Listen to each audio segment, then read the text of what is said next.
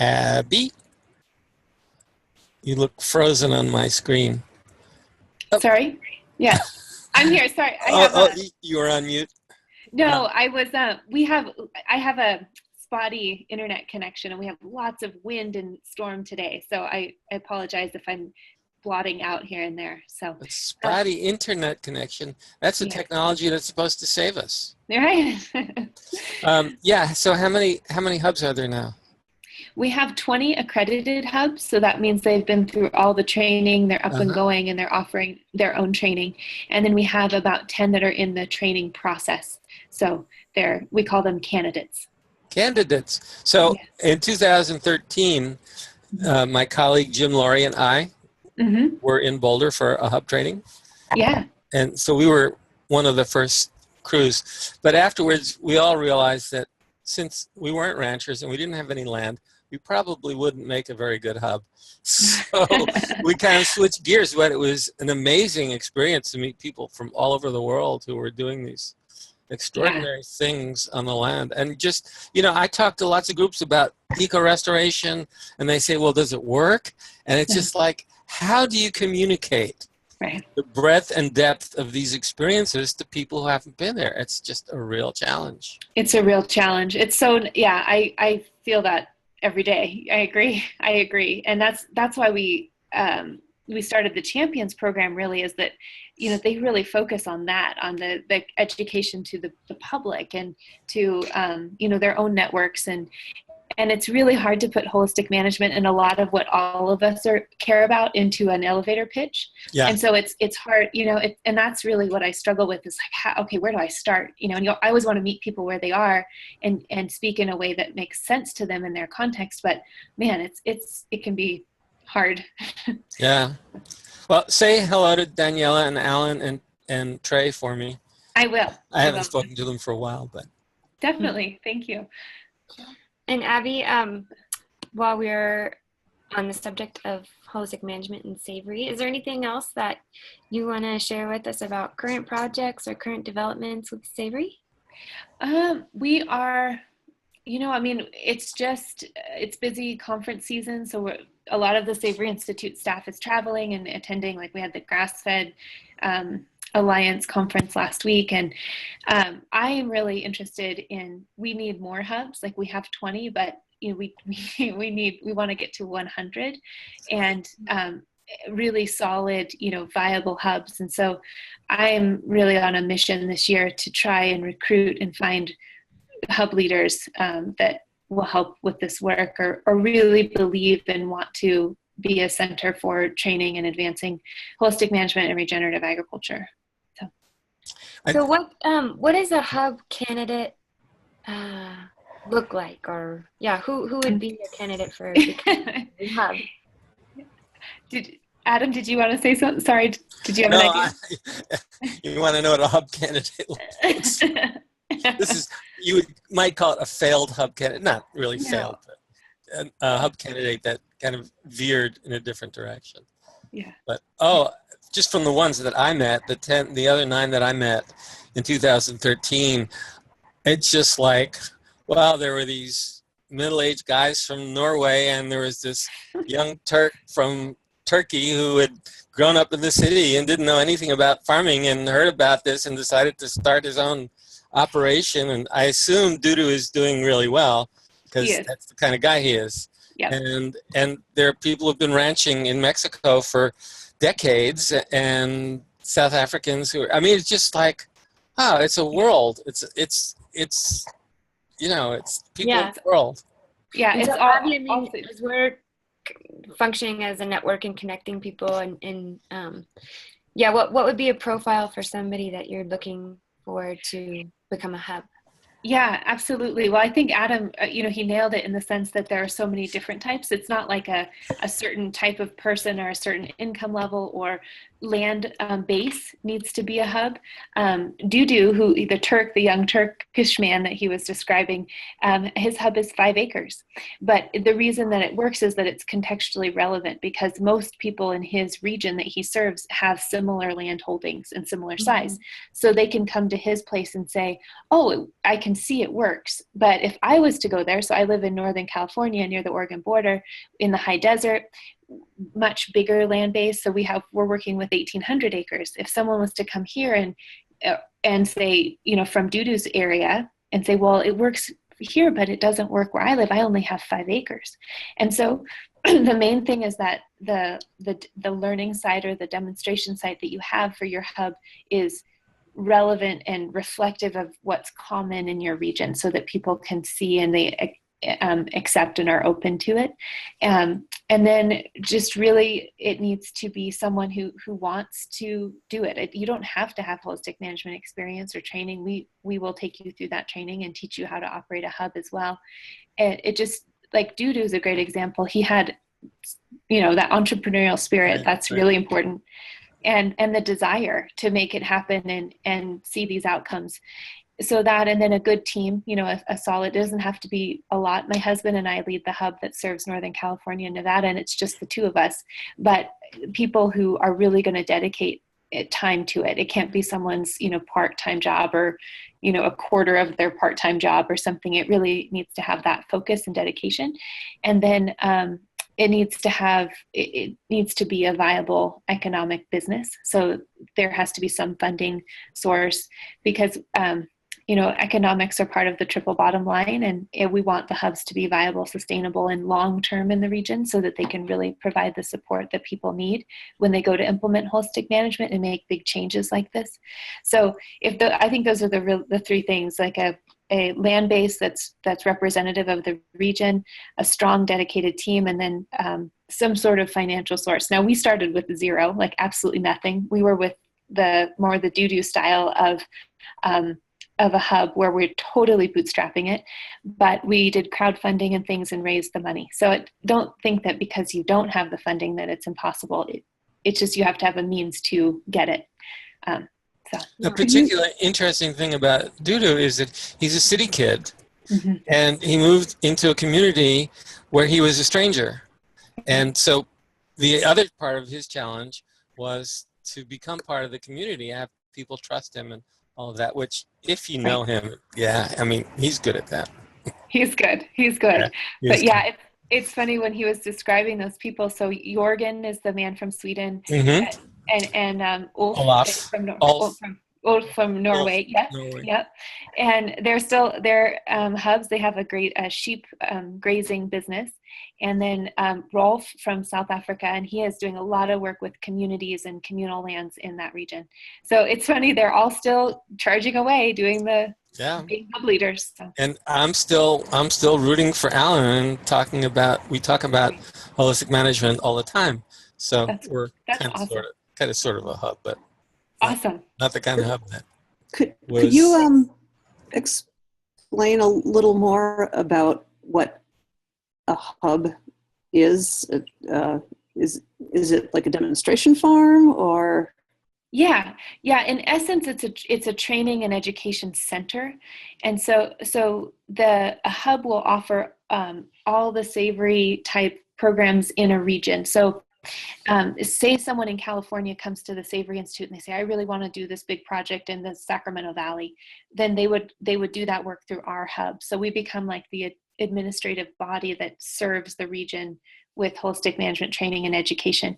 But it doesn't limit you to just that. You could also have a whole host of other things that you train and teach about, like permaculture or regenerative practices. They dovetail really nicely, because holistic management tends to be like the framework or the container, and then the techniques fit into that if it matches your context. So I think the shortest answer I can think of is a training and education center. Emphasizing that holistic management, as Alan conceives of it at this point, is a planning process. Right. And it's applicable to any particular practice. And of course, it evolved from planned grazing, but absolutely.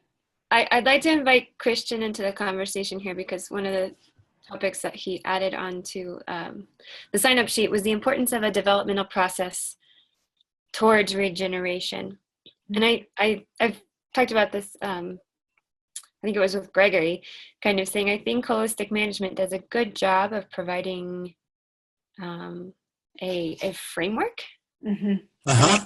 What Regeneration International works very closely with, maybe you can speak more to this, Christian, is a regenerative process, a regenerative holistic process approach to every kind of system. I don't know, Christian, do you want to add anything about the topic you added here? Absolutely. I mean, I think that holistic management is a great is a great framework that also holds that whole picture rather than fragmenting the concepts of regeneration into simply something that's physical, something that just sequesters carbon, or something that's just about growing, growing crops.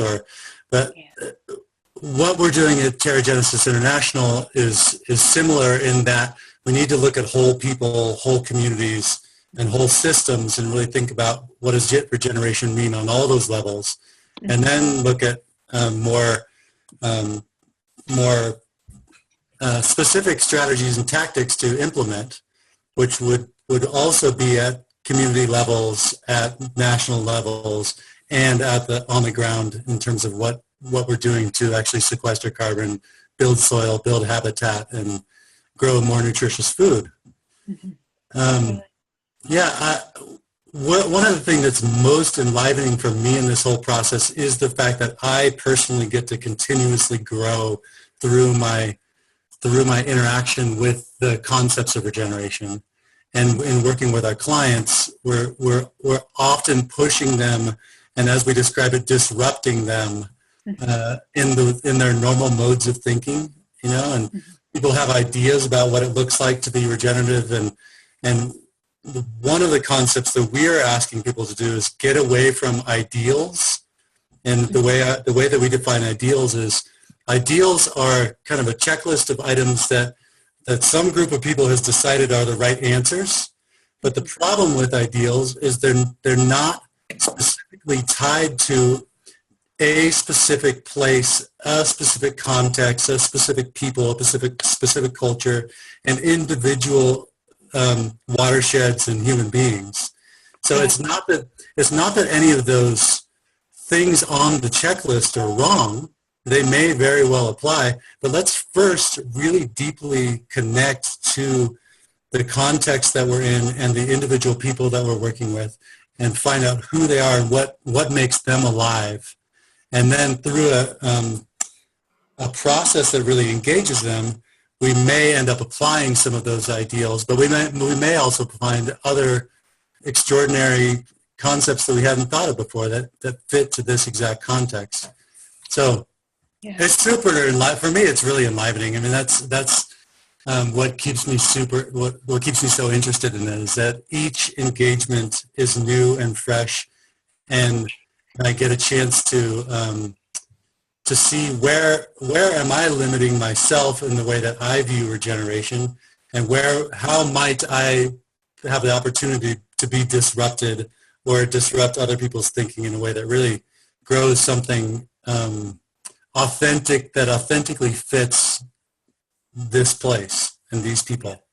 Yeah, absolutely. Christian, can I ask you something? Sure. So I've read a lot about TGI's work and talked a lot with Ethan, and I understand that you guys work with supply networks is what you call them. So what does it look like when TGI works with a company on regenerating their supply network? What kind of process do you take them through, or questions do you ask, or things do you look at changing? I'd love to learn about that. Yeah, I mean, and again, it's different with every single engagement that we have. But to use concrete examples, one of our clients is Badger Company. They make Badger bombs and Badger sunscreens and things like that. Some of you may know their company. They're really amazing, really awesome people. So we generally like to go in and spend a couple days with the company itself, with the people who founded the company specifically to start with, because their essence is really imbued into the company. And then with as many of the people who work in the company as possible to just understand what are the values and the culture of the place. And then after getting to know them and building trust and building a relationship, from there, we can start to dive into, okay, so how is your supply working? How do you relate to it? And we start to hear people's assumptions and ideas and concepts that drive the way they relate to their supply, which is a great place for us to start really thinking about a unique way to help uplift supply. Oftentimes, once we get to that point, then we'll do some facilitated sessions where it's really a trying to have people interact in such a way that they're really growing their understanding and capacity. We're not really just trying to do a presentation where we're just giving a bunch of information, but more asking people, what is your experience with visiting your suppliers? What is your experience with, when have you visited a farm that you just felt had a different sense to it than others? And what was it about that place that brought a deeper meaning for you? And so we start getting people engaging in the ways in which they see supply and farm and agriculture having a very uplifting effect on the environment, on the community, and on their company. And then from there, with that company, we said, okay, great, we're starting to understand some of this. We'd be interested, so then we offered some of our design services to take their entire supply chain, that they offered as much information as they could to us, who they're getting it from, what the products were, how much they buy, where it's coming from in the world. And we researched all of those and did a what we call risk and opportunity analysis of their entire supply, looking at all sorts of things from climate mitigation or climate resiliency in each of the crops. So turmeric might have a certain amount of resiliency to climate change in India. It might have a less resiliency to climate change in Central America. The Bulgarian rose oil is only grown in one valley in the whole world, and they were having floods last year because of climate change, and so there's a big risk there. So we then came up with like a top 10, like these are some areas that you may be interested in trying to engage with to find more resilient solutions in the near future. And we did that both on an individual ingredient level as well as more on a pattern level. So for example, on the pattern level, we thought, okay, you're located in the northeast of the United States. Which of your ingredients could be grown in the northeast of the United States, and what would it look like to have a farm sponsored by Badger, maybe sponsored by a number of companies in the northeast, and see if we could grow some portion of our ingredients right here in this local ecoregion. And so, not that they've implemented that immediately, but it's something that is now being explored and trying to make connections and see which farmers might be interested in that, what other companies would be interested in that. And like I said, that engagement was very different than the engagement we've had with other companies. So yeah. It's always different. And I'll just say one more thing, in that it's almost by necessity different, because a lot of these companies, like, we're really excited about regenerative agriculture. Please connect us with suppliers so that we can get it. And we're like, well, for the most part, that doesn't exist yet. So you're going to have to engage in a different way if you want to engage in the process of bringing regenerative agriculture more into the fold on the planet. Yeah. Did you have something to add here? Well, yeah, I just wanted to ask what opportunities there might be for connecting with smallholder farmers globally who are practicing regenerative agriculture. So I'm thinking that with our program, we have about 2,500 smallholder farmers who have been through a 5-year program to transition to regenerative agriculture practices, primarily growing food to feed themselves, but they also are looking to make some income from the farms. And the piece that we've had the hardest time with as an organization is connecting them with good markets for the crops that they want to sell. We've had good luck with the training on transitioning to the regenerative practices, but the business side of it has been more of a challenge. So I'm wondering if you see opportunities there for smallholder farmers, and specifically in Central America. That's what I'm thinking of at the moment. Yeah. Well, it's funny you'd ask that, because our colleague, one of our contractors at Genesis International, was just hanging out with the Sustainable Harvest people down in El Salvador just a week ago. Was that the coffee importers? Yeah, you know what? I actually don't know too much of what they were doing, but he just reported back on Slack, like, "Hey, I'm down here making some great connections."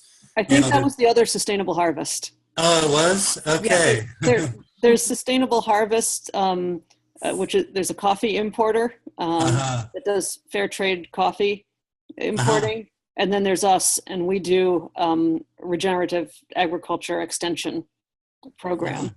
So I think that's the other one. All right. No wonder I was getting confused. I'm uncertain whether, I mean, is it possible that you wouldn't have, that someone else in your organization was meeting with him? Because I thought it was with an organization that was connected with Regeneration International. I don't think we had anybody in El Salvador. Okay. All right. All right, my confusion. But the answer to your question is yes.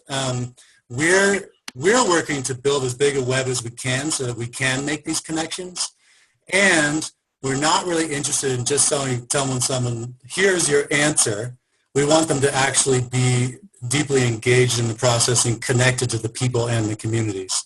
So I imagine with projects like yours, it would be wonderful to in whatever way we can, connect a company like Badger to your purchasers and create that relationship and really have a conversation where it's like, how can we uplift your community? What investment would it be in your organic growers cooperative? Would it be in your processing equipment? Would it be in, how can we add to your community so that you feel that we really care and invested in you, and that then we can make a reciprocal relationship like that? That sounds like that could be a really good match, because we can offer this really deep connection to the communities where we've worked, because we hire local trainers to work with the farmers in the communities, and our trainers are visiting those communities every week for about 5 years. Wow, great. And so there's a very deep relationship there by the time the farmers graduate from the program. But as I say, the piece that we haven't sorted out is the business piece of it. So, Flo, could you describe the business circumstances that are making moving produce problematic? I think it's to a great extent a matter of resources and organizational culture. So as an organization, we've been doing more or less the same thing for 20 years, which is training farmers to slowly move from slash and burn farming and chemical dependent farming to regenerative farming practices, and bit by bit adding a variety of different practices. So they're putting trees back onto the land, they're building up the soil, they're protecting the soil, they're protecting the watersheds, they're growing a greater diversity of crops for ecological reasons, and also to be producing a more balanced diet for their families, so they're not just eating corn every day. And so who do they currently sell to, and who would they like to sell to? Currently, if it's acres and acres of farmers all feeding themselves, then it would make sense that there's a difficult market there. Yeah, exactly. And so it is. And there's some people in these communities that don't have their own farms, and so that they sell to those people. There's usually a market in whatever the big town is at the bottom of the mountain, and so they might sell through there, usually not at a great price. Occasionally, there's co-ops or buyers. Where we worked in Belize, there was a fair trade organic market for cacao, but that's been the exception rather than the rule. So honestly, they don't have good markets for their crops currently, and they're looking for them. And I think they would like to sell to anybody who would pay a good price for what they can produce. So, I mean, this sounds like it's a paradigm problem as much as anything else, because, you know, I think historically people were exchanging and sharing, and there are all kinds of culturally different approaches to doing it, but it wasn't so much a money issue. And I'm guessing that the global economic context is a big part of the pressure here. Right. Well, these are small, remote communities. And a lot of these people, they haven't gone to high school, not to mention college. They don't get out of their small communities very often. And as they get through our program, that sort of takes them to another level of operations, but they'd still like to go beyond that. And we encourage them to focus on feeding themselves and addressing local needs first, but then beyond that, they would like more income. They'd like to send their kids to high school and to college, and they'd like to put a new roof on the house and that sort of thing. And so that's the piece that I think they're looking at adding. So what occurs to me is that if the global economy were to collapse, I would starve, but they would eat. So absolutely. Yeah. Well, I don't know if you would starve, but they'll be okay if the global economy collapses. I'd probably be fine if I ate Spam and and Wonder Bread. Well, I'm really glad, Flo, you were able to connect with Terragenesis' work and vice versa, and I hope that conversation can continue. Yeah. And explore ways to support each other there. So that's... Yeah, me too. Thank you. Yeah. And I'm going to take the opportunity to apologize. I'm going to duck off a little bit early from the call. I'm flying to Panama this afternoon. So okay. If I disappear, that's why. Well, it's wonderful to see you. Well, Flo Same. is still on and address a question, Flo, that you also added, not a question, but really a topic that you added to the sign-up sheet as well. And it's a question that we have as kind of an organization from RI. We are looking to focus on some type of platform to promote the global expansion of regenerative agriculture. And by platform, that might not be the right word, but we're looking at either creating a white paper or some sort of research project, something that we could share on an international platform, for example, at the COP23 events, maybe get into COP23 to present, at various other international meetings and engagements that we're part of. But we are taking ideas for approaches and ways to frame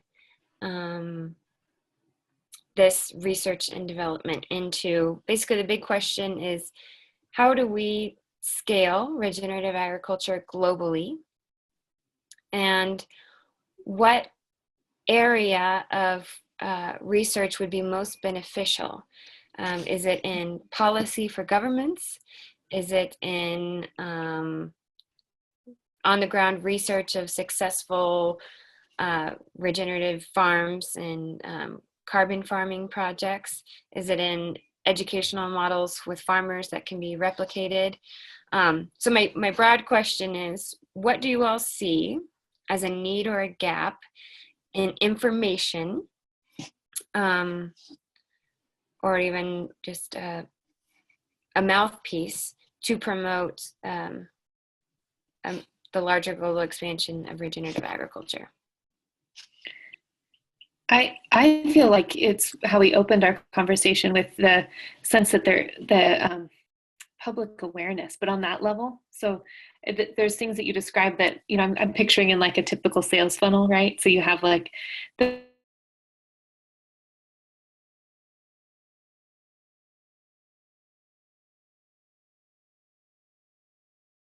I think we lost her. Oh. Abby, I think you cut out. I'm back. Yeah, I could see you pause, so I didn't say anything. Keep going. So anyway, so I'm thinking the sales funnel, right, are just like a way of, you have a broader message, a very like a wide net at the top, and then as you get down, you get more granular, more specific, more technical, more detailed. And I feel like we're all more in that deeper level, but up at the top, there's still this huge gap in understanding, and like even the way of like Christian was talking about, just changing the thinking and the thought process around regeneration and what that means. And there's some people that have made this shift that like, well, you know, organic's great, but it's really not enough.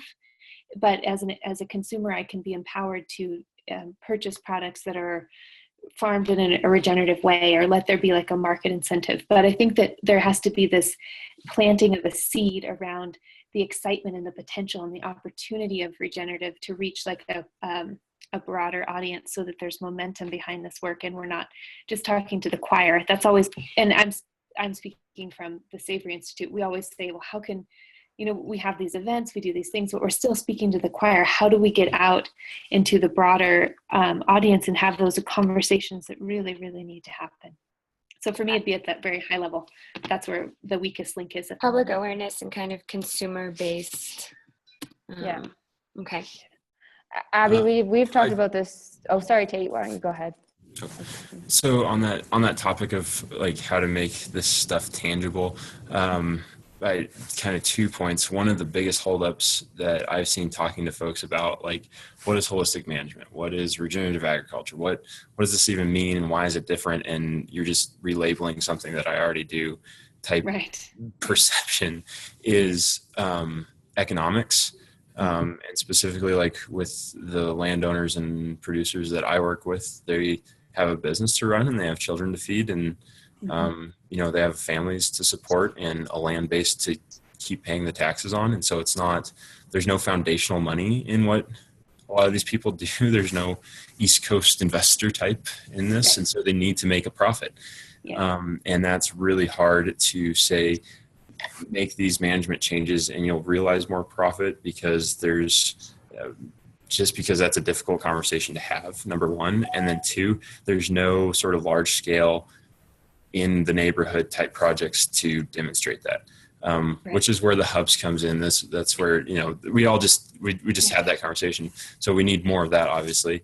And then one way that I'm trying to, what we're trying to do is talk about the triple bottom line of ecological, economic, and social positivity, is that it's not just all about economics, that when you have more social interaction or better social positivity and better ecological positivity, you know, we all know this, that they all kind of build upon each other when you're doing it in the right way. And so broaching that subject is a little difficult, and kind of the most effective way that I've been finding to do that is come into like giving presentations on kind of standard preaching to the choir thing, like this is your basic standard production model, and then start making the assumption that people know what holistic management is and this and that, and all these kind of buzzwords, use them as if everybody in the audience knows what they are. And it's amazing when people come and ask you afterwards, like, what is that you're actually talking about? Like, what does that mean?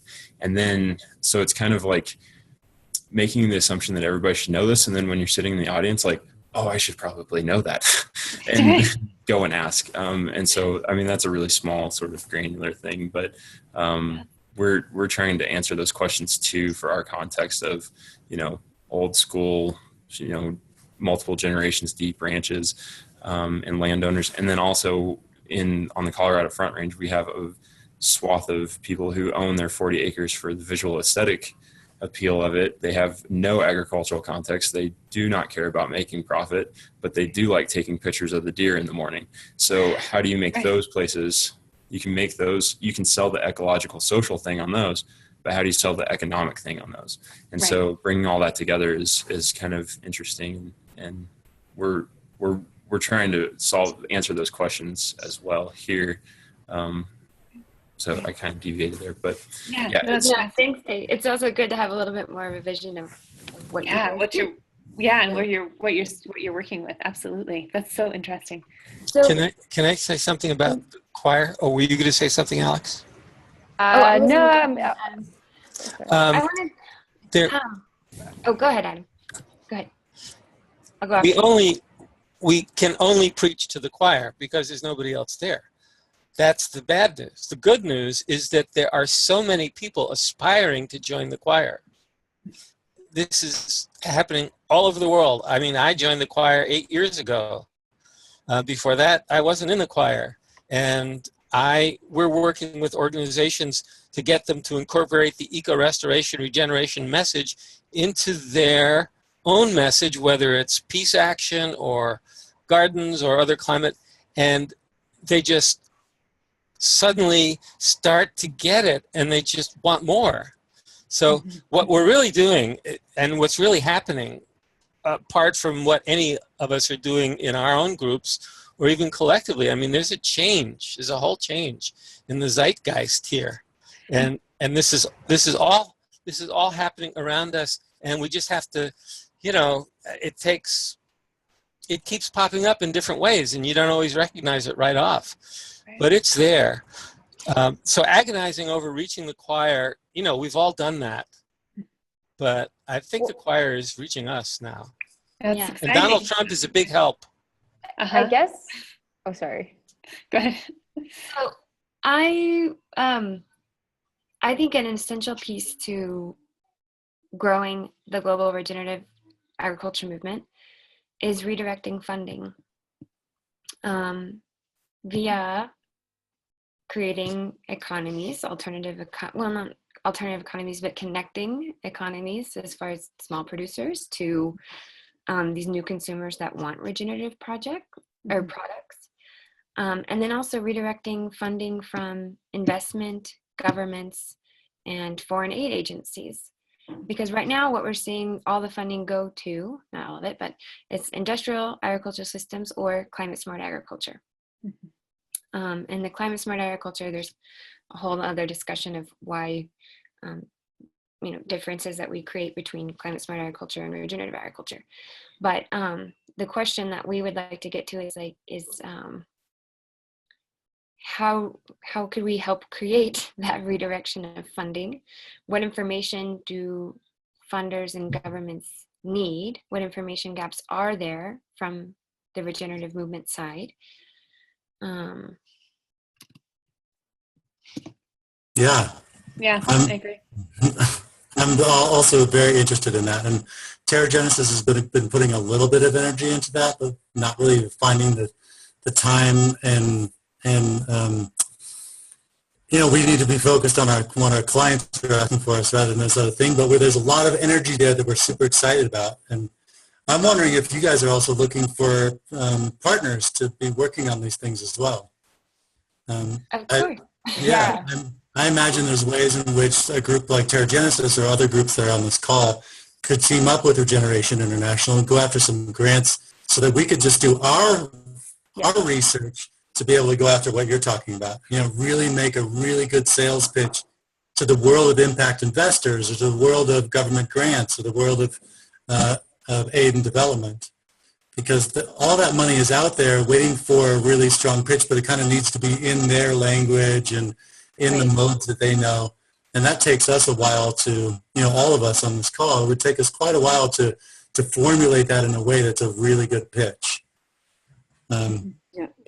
This is a priority, I think, for sustainable harvest and for me, and it's been a frustration of ours. And we feel like as a small international development organization, we just can't push on that level of government or the big funders and big investors. And so that's one of my great hopes of Regeneration International is that it can bring together enough of us that collectively we can have the power to get people who really can facilitate a paradigm shift to start paying attention and not just write us each off as some little fringe operation. Well, I think it would be really great for those interested to follow up on this on another call. We've kind of got this stream of conversations going around doing something for COP23 as a deadline, so for the next climate summit. And we're very much in the exploratory phases, as Rachel's mentioned, of figuring out what we can do, what we have the capacity to do in that time frame with what funding, you know, so it's very early days. And so maybe it would make sense for anyone interested to kind of jump in that conversation and contribute there as a follow-up to this. So you send us out a link to the conversation, or? It's an email chain right now, and we have calls every couple of weeks. Our next call is next Wednesday. So can you send that out to us? Yeah, for sure. Can I just tell a quick anecdote which applies to this? I was at a climate leadership conference in DC in September, and there were, out of 200 people, there were 2 or 3 people who talked about regenerative agriculture. And I spoke to the executive director of the American Renewable Energy Institute about it. And he said, really? I've never heard of that. And this is a big deal place in Aspen. So we talked on the phone, and he invited me to speak out there. So I'm heading, you know, just into the lion's den here. But the lions are ready to listen. And I've noticed that in many instances over the past year. They're ready to listen. So I get 15 minutes and a whole week of rubbing noses with people. Any suggestions are more than welcome. That's fantastic, Adam. I'll have to, yeah, I mean, that's great. That's really great. We'll have to think about that and send some things your way. Yeah, it's in Aspen too, so I'm in the same state. But. Yeah, exactly. Exactly. I just wanted to reiterate kind of what Flo was saying about small enterprises and making movement and all that with big money. In that I'm a small sort of operation myself. It's just me, so I'm small. And so, and I'm a grass guy. I don't have financial background. I don't know what investment terms are. I don't know, you know, ROIs and things like that. That's not my cup of tea. So but I know I need big money to make big things happen, because that's the way the world works. And so leveraging, that's one of the reasons that I want to participate in Regeneration International, but leveraging that network, and I'm sure everybody else on this call could probably use those relationships as well, but leveraging that at that level to get those types of funding opportunities piped into on the ground projects is something that I think Flo is kind of talking about, but I would definitely share that same sentiment that we could use the accountants and lawyers and engineers that might be involved in the network to get actual big projects done, so that we can use those examples to further what we're doing. So I want to come back to that and pitch that back in. Great. Tate, I think you make some really good points, and just we should mention, as a young network, we're still discovering what it means to be a network and how we can more usefully connect our members and partners and help these relationships flourish. And so we're really open to suggestions from our partners and how we can do that and make that happen. So shoot us an email anytime with any ideas or things, asks, you know, that's what we're here for. Yeah, I just sort of jump in and say how much I think the sort of the partnership program is great, particularly for what I'm doing. And Rachel and I have talked about this, and I think really for Foodways, what we're trying to do is really develop more of that sort of connection to the consumer.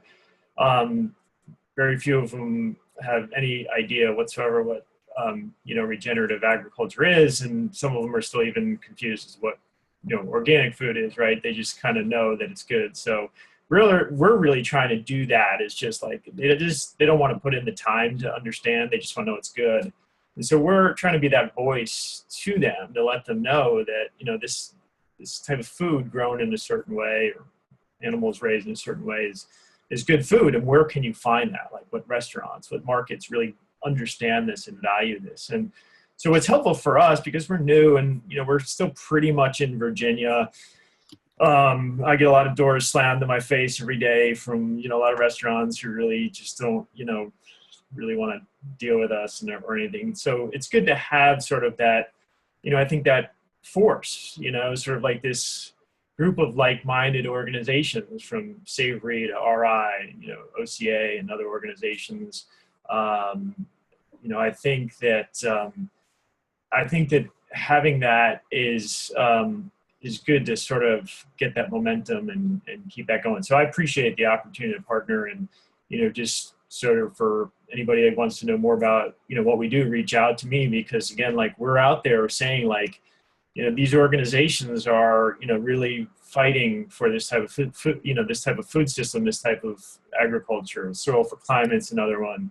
And as we sort of get those names out there, and I mention RI all the time, and I get a lot of like, no, I haven't heard of that. And I'm like, well, check them out. Go to the website, because, there's just so much great information. And the more we can, I kind of go back to, Rachel, your question. And for me, of course, it's the consumer is like, it's about educating the consumer. All change is driven by the consumer. And, I think that's going to be, I guess, the topic of the conference call tonight with OCA is like the consumer revolution. And that's my sort of, that's my desire, my passion in life is to continue to push that ball down the field with the consumer. And, there aren't a lot of places out there where they can go eat that actually do value this type of food. But what we're trying to do is say, okay, well, so people who are thinking about this, where can they go eat? Even if it's not the greatest, what are the options? And, hopefully try to create this consumer tool that like can be sort of just a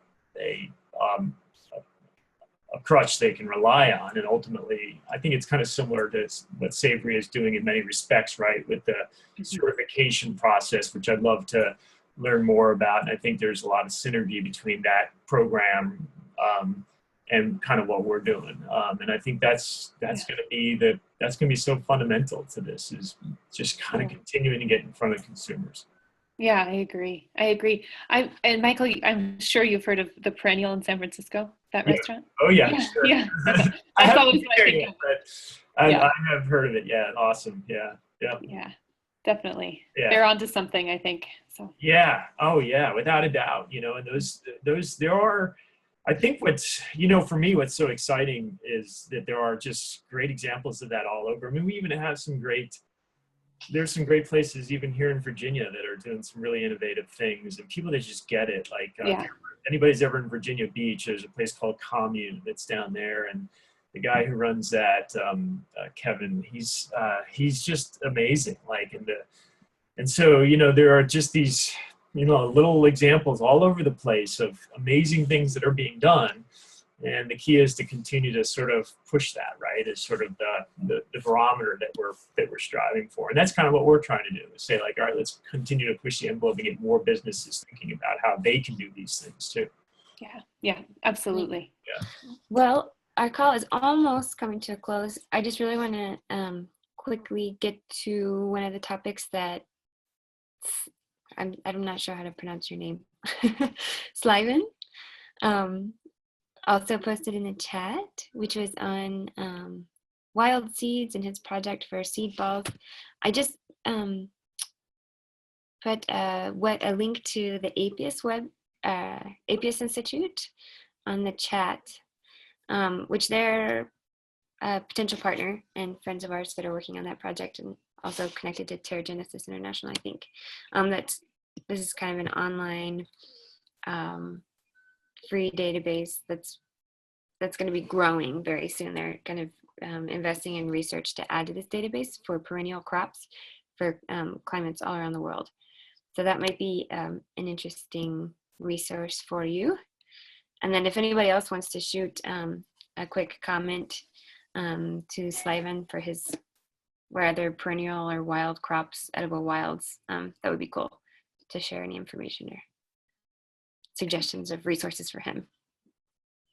And then Oliver joined the call. Oliver, do you want to jump on and just give us a brief introduction of who you are and what organization you're with? And then I'm sorry, the call started about an hour ago and we're going to close the call in about 2 minutes. Yeah, hi. Sorry for my belated Well, welcome. We're glad you joining joined. you. Sorry. Hi. Yeah. I'm Oliver. Yeah, I'm based in London. I work with different organisations, different projects. Recently, just launched an online carbon calculator called EcoFriend that helps air travellers calculate their carbon footprint when they take the plane. And we've linked it to a restoration project in Myanmar, big mangrove restoration project. Mm-hmm. And so you can offset a ton of CO2 by buying one mangrove tree for $12. So that's what we do. Okay. Then there's a bunch of other plans, but that's the result that we have today. And then looking at different projects, different plans for across various sectors. Yeah. Great. Oliver, I always wanted a mangrove tree. Yeah. me too. can Oliver's find us gonna on- be. Sorry, Oliver. Yeah, you can find us on ecofriend.world. Ecofriend.world. Okay. Oliver's going to be covering the Rome soil carbon event for RI. He'll be reporting from reporting on Facebook live stream from the event. So stay tuned. Awesome. Great. You'll hear more from me. Yeah. There you go. Oh, great. And we'd love to learn and hear more about EcoFriend as well. So, and your other projects in the pipeline. Yeah. I work in PR, so I work with different organizations, and so it's all about strategic communications around ecological land use. That's great. Thank you everyone for joining the call today. It's great. We hope you continue to join calls. We really want them to be high value networking time. And so thank you for your participation. Thank you for your time. And we look forward to being in touch with you more. Great. Thank you. Awesome. Thanks. Bye, everyone. Thanks, everybody. Bye. Bye-bye.